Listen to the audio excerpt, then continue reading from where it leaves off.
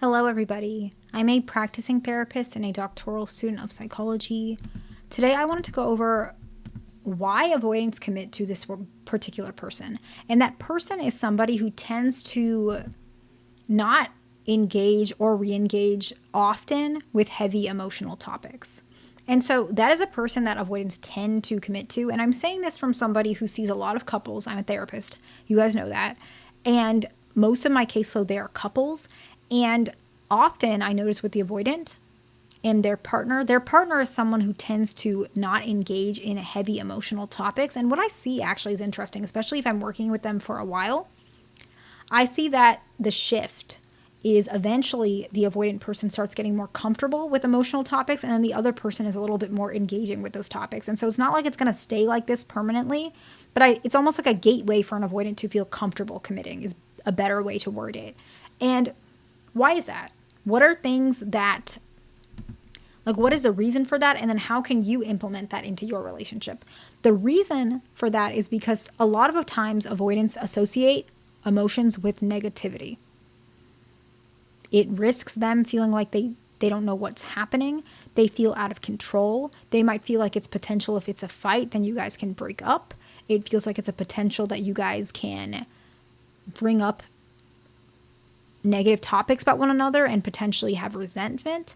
And their mind is, okay, I don't want to see that. I don't want to believe that, so I'm going to avoid it. And it's not a good mindset, but where it comes from is a lot of times with their parents when they were growing up. Let's say they hurt themselves. They fell at the playground. And their parent might say, suck it up. You're my oldest son. You're my oldest daughter, whatever it is. I don't want to see you cry. You're my pride and joy. You have to, be strong for me. Something of that nature. And it's a positive thing, right? It's not like, oh, you're such a baby, stop crying. Sometimes that happens if it's a fearful avoidant especially. But it's mostly with dismissive avoidance, not all the time. It's usually like a positive thing. You're my pride and joy. You're my best investment. You're the person I trust the most. You're my oldest kid. You're my youngest kid. Whatever it is, whatever they tell you, right? You are the person that doesn't show emotions. This is a good thing. Emotions are bad. They cause issues in our life. We're strong. We're unique. That's why we don't show emotions. That's what avoidants believe. And so it's almost like a collaborative, like loving, beautiful feeling to be like together with someone and not showing emotions. I'm not sure even I explained that correctly, but it is true. And so when you're not engaging in heavy emotions and they're not engaging too much in those heavy topics, I'm not saying not romantic, I'm saying heavy topics, right? And we'll talk about what that looks like in a bit. But they feel like it's like an unspoken bond that you guys have, that you guys are you against the world and your commitment is so strong and you guys fight against all the negative, like lack of emotional regulation, that you guys are unique and in love and very deeply together. So that is why they commit to this particular person. However, it's a balance. It shouldn't be this extreme. It's maladaptive, which is why it's important that you don't want it to be such a case where you're not bringing up anything. You just want to bring it up less frequently until they get more comfortable with it. Then you ramp it up a little bit. And so what are these topics that I'm talking about that's a heavy topic so that you guys know what I'm talking about? I'm not saying don't say I love you, but these are some of the topics that I will address. We're going to touch on 5 of them. Topics that can help to talk less about to get your partner to feel more comfortable with commitment. The first one is stress with issues about social interactions. I'll put it like that. So friends, parents, maybe your boss is being really difficult. It's like a social interaction thing, like almost like it could even be like someone who is mean to you at the coffee shop, whatever it is. You're allowed to bring these things up, but you never want it to bring up to the point where the conversation is like an hour long, unless it's really important, because I actually don't know what issue it could be. Like, it depends.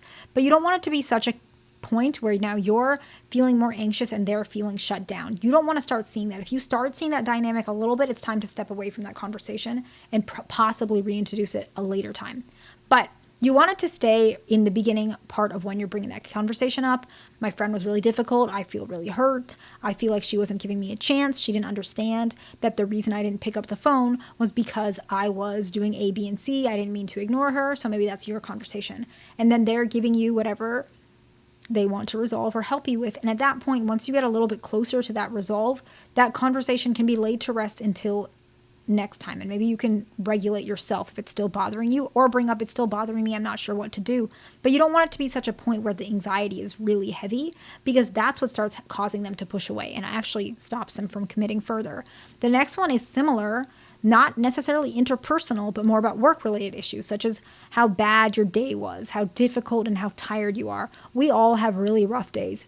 Speaking of which, my day today was a lot, right? And we have that. We have the right as human beings in our society to communicate and say, hey, I had a rough day. But it's different than, I had a really rough day. I feel so sad. I don't know why I do this. It's so hard. I wish I could quit. Everyone, is so mean to me. I don't know what I'm doing. My feet hurt all the time. And these are valid concerns, but it's just small doses. Bring it up in a little bit small doses. The next one is emotional or physical pain within reason. You should bring this up without a solution. If you continuously bring up, my finger hurts so much because I'm typing so much, I feel like it's too much, I hate that I'm like at a desk job, an admin at the dentist, nobody cares about how much my finger hurts. And if you continuously bring this up without saying, my finger's hurting, maybe I should go to the doctor, what do you think, right? Because you can still have romance and create something tangible. My finger's bothering me. What do you think that I should do? And it can be collaborative. That's different than continuously talking about a finger pain without a solution. That's the main point. If it's continuous without a solution, that can create this dynamic where avoidants feel like they're not really sure what to do. And why this correlates to commitment is it almost makes them feel like they are not really sure if they can handle all your day-to-day emotional stress, which is why they might refrain from committing, because they're afraid that they can't live up to you or measure up to you. It's not that they don't love you. I want you guys to understand that. It's because they're not really sure how they're supposed to communicate or resolve this issue. And I want to stop for a moment and talk particularly about fearful avoidance. This is for both. This whole video is dismissive and fearful, but this point that I want to touch on, a subpoint, is more common with fearful avoidance. Dismissive avoidance will probably tell you that it's too much or that you complain too much. They're going to allude to something. They might say something really mean to you. They might say needy or something. Dismissive avoidance will tell you that directly. Some fearful avoidance will not. And this is not good. And I'm not picking on fearful avoidance, by the way. Actually, a lot of you guys are fearful avoidance. So maybe you can communicate to those who are not why this happens. But I'll try and share it from my side as well. Fearful avoidance do not like making people mad. And sometimes they don't feel like their needs are actually allowed. So sometimes what happens is when you're complaining or expressing yourself, physical pain or whatever it is, right?